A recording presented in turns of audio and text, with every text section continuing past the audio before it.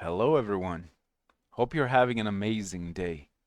Last time, I gave you some examples of what to say to women when starting a conversation. Today, I really wanted to show you the diversity of things you can say. Last time, we based our comment on the appearance of the girl that we started to talk to. We gave her a general compliment and then made it specific by taking note of her outfit. Outfits can tell you a lot about a person.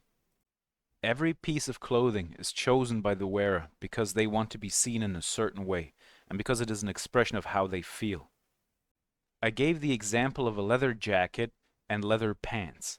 That's a classic rock look, similar to how when you see a guy in a leather jacket with tattoos, you'd probably put him in the bad boy category. Whereas if you saw a man in a suit, you might think he's ready to go to church, prepared to do a good deed, or a businessman with a respectable job. Now today, clothes like leather jackets and leather pants are worn a lot because they're just trendy.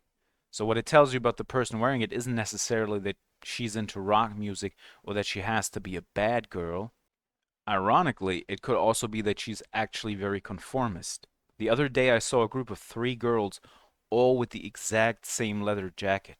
I'm not sure if that was on purpose. They might have actually been really pissed at each other, but for whatever reason she is wearing that outfit, you can say something about it. The point is really to elicit a response, not to tell her how she is. She probably knows better than you how she really is. It's just a way to start a conversation. This can work with a multitude of things. It can be that she's wearing a leather jacket. It can be that she has tattoos, piercings, or a certain style, like goth or rave girl, for example. Or she could be wearing a very revealing, sexy, and seductive outfit. Put that in contrast to a girl who's making sure she isn't showing too much skin and dresses very conventionally and modest. She's the good girl, the one that doesn't party or do drugs. She behaved in school, got good grades, and was the teacher's pet. Normally, people are a mixture of both. These are caricatures, but they'll do well to get a girl's interest and make her laugh. It's exactly because it is so stereotypical that it works. Exaggerations and the absurd are funny. But it's also worth noting that you don't always get a strong reaction or any reaction at all from a girl. Every girl is different, and some like to talk more than others. Some are going to be into you, some won't be. Some will actually have no time to talk to you right now. Some might be put off by the idea of talking to a stranger in a supermarket altogether. Maybe your boyfriend is with her and you just didn't see him yet. Sometimes it might be your delivery, or she just personally feels what you said sounds really dumb.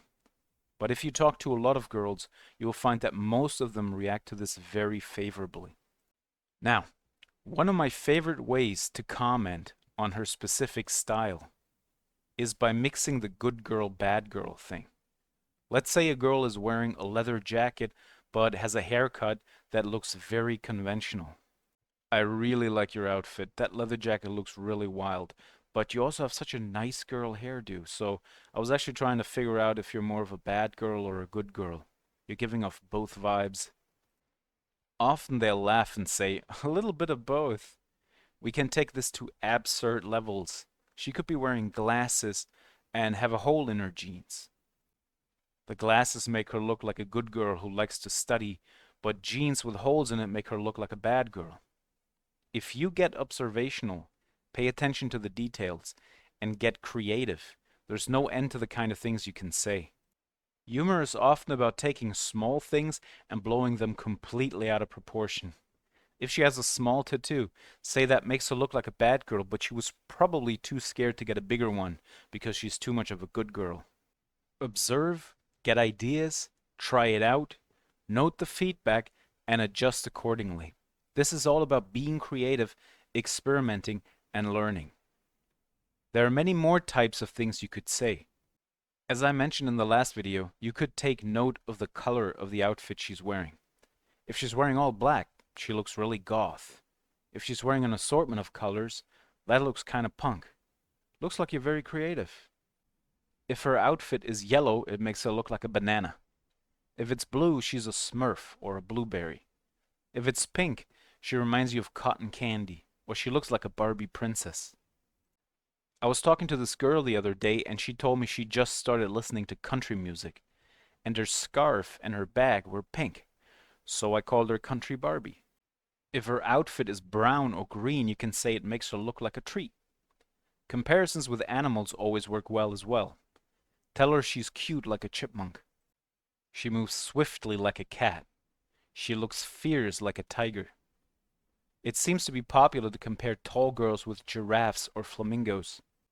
I'd be careful using it on girls that are actually very tall, because they might have heard that sort of thing their entire lives, especially if they look somewhat shy. But girls that just have nice legs and are of relatively normal height, who look like they feel confident in their bodies, it works well on. Sometimes these kind of comparisons can leave a woman wondering if you're making a compliment or if you're trying to make fun of her. It can happen that they'll say something like, I don't know if that's a compliment or not, but thanks.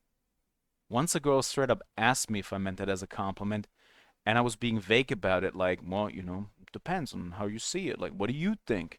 And she told me to get lost. That's no big deal, really. It's the exception.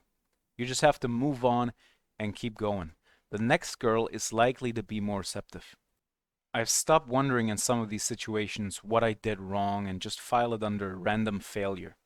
If you overthink it, it will only affect your mood and your interactions going forward. So when making your comment, you need to watch her reactions. If she immediately starts laughing, it's fine. But if she's not receiving it very well, you could add something positive. For example, she's wearing a sweater with black and white stripes, and you tell her that she looks very nice, like a zebra. If the comment doesn't have its intended effect, you could add a very sexy zebra, or I really like it, seriously. It could happen that she feels you're making fun of her and she won't want to engage in a conversation. I mean, put yourself in her shoes. How would you feel if someone came up to you, gave you a compliment, and then teased you about your outfit? You'd probably be thinking, is this person just trying to make fun of me? Imagine one of these guys on the street that are trying to get you to sign up for some kind of recurring subscription for whatever charity they're working for. They're trying to get your attention by saying something that stands out. One time I had a guy point his finger at me and direct his underling to charge at me so he could try to practice on me. He was treating me like a piece of meat. One time a guy made a comment about my shaved head. That was during the time when certain stores were closed for weeks to limit the spread. That included barbershops. So he went, I guess you're not having any problems with not being able to go see a barber, eh? Your brain needs time to process that sort of nonsense. And just yesterday, a girl tried the same thing. She went, hey, the guy with the stylish hairdo. Part of me wanted to ask her if part of the job is memorizing a book full of dumb lines to throw at people. Do they have an entire section on bald guys? That's why it's important to give a compliment first and to have the right vibe about it and deliver it with a smile on your face. These guys just jump right to the tease without any kind of, hey, I know you're busy right now, but let me say one thing kind of setup. And you know these guys want something from you, so it just feels fake and phony. No pacing, no warmth, and no authenticity.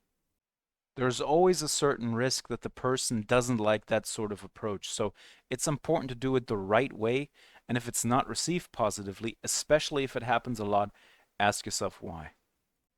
If you're doing it right, a lot of times it should have the desired effect, and negative reactions should be the exception.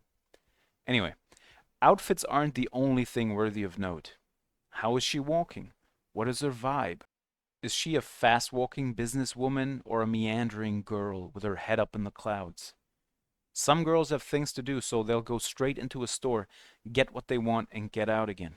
You can barely even catch up with them. You could say, wow, you look like you were on an important mission. Often they will already tell you at this point what they were doing and what was on their mind. If the girl looks like she has all the time in the world, you can tell her that.